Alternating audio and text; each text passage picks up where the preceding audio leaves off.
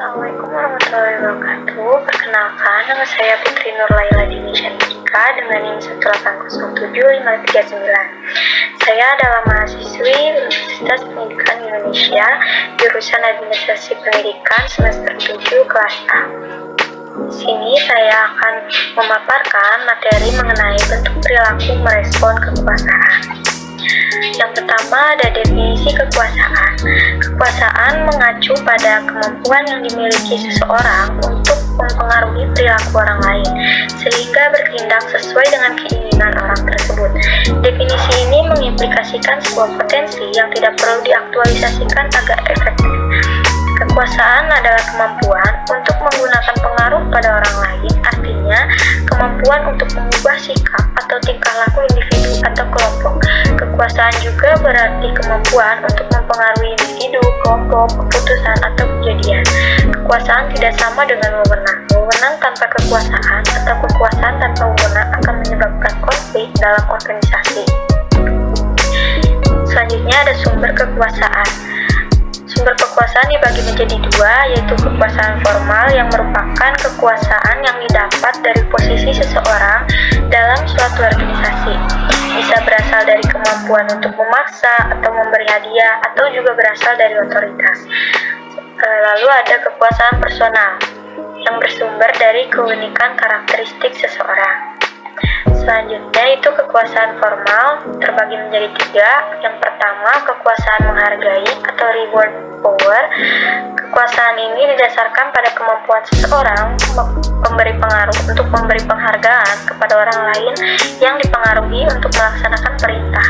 Nah, dalam kekuasaan ini seseorang akan menurut karena akan menghasilkan manfaat positif. Seseorang yang dapat membagikan hadiah yang dianggap berarti bagi yang diberi akan mendapatkan kekuasaan atas diri mereka. Hadiah ini bisa berupa finansial atau non-finansial. Lalu yang kedua ada kekuasaan memaksa atau coercive power. Kekuasaan ini berdasarkan pada kemampuan orang untuk menghukum orang yang dipengaruhi kalau tidak memenuhi perintah atau persyaratan. Kekuasaan ini bergantung pada rasa takut seseorang akan hasil negatif yang dirasakan karena tidak dapat mematuhi atasan. Kekuasaan ini bertumpu pada penggunaan atau ancaman, penggunaan sanksi fisik seperti pemberian rasa sakit, rasa frustasi karena keterbatasan pergerakan, atau pengendalian secara paksa. Lalu yang terakhir, ada kekuasaan resmi atau legitimate power. Kekuasaan ini timbul pada diri seseorang karena ia memiliki posisi sebagai pejabat pada struktur organisasi formal. Orang ini memiliki kekuasaan resmi untuk mengendalikan dan menggunakan sumber daya yang ada dalam organisasi. Kekuasaannya meliputi kekuatan untuk memaksa dan memberi imbalan.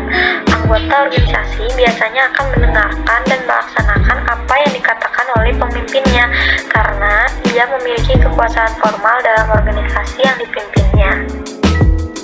Lalu yang kedua ada kekuasaan personal yang terdiri dari dua kekuasaan, yaitu kekuasaan karena ahli atau expert power.